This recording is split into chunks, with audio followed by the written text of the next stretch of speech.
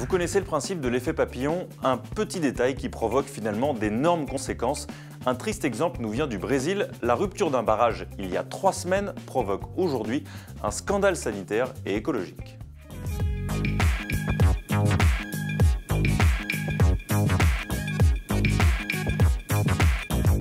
Le 5 novembre dernier, les médias brésiliens braquaient tous leurs caméras sur la région de Bento Rodrigues, au sud-est du pays.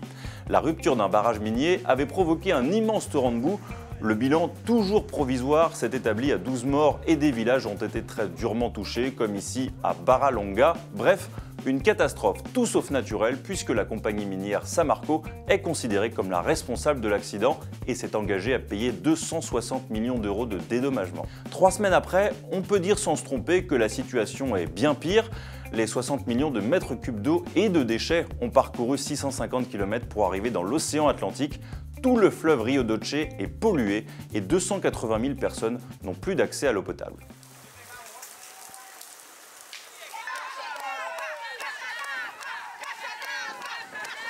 A vida é o Rio Doce.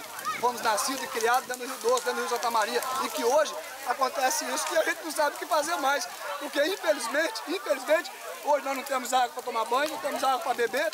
E as autoridades aqui do município, infelizmente, passam e fecham o vidro do carro. E a gente não aguenta mais, não dá para aguentar mais. Isso é um desabafo da comunidade. Um desabafo que a gente não sabe o que fazer mais.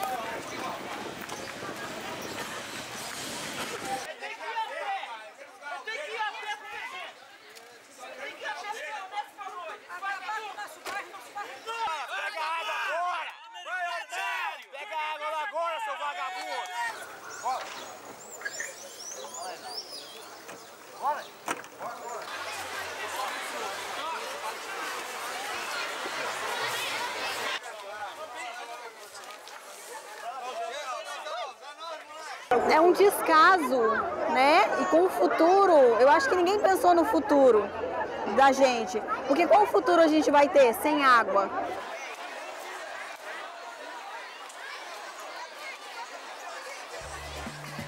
La situation déjà dramatique peut encore empirer car la compagnie minière Samarco a confirmé que 2 barrages menaçaient toujours de céder près de Bento Rodrigues. La ministre de l'Environnement parle déjà de la pire catastrophe environnementale du pays et affirme que la réhabilitation du fleuve prendra 30 ans. Espérons que l'accès à l'eau potable soit rétabli un peu plus rapidement.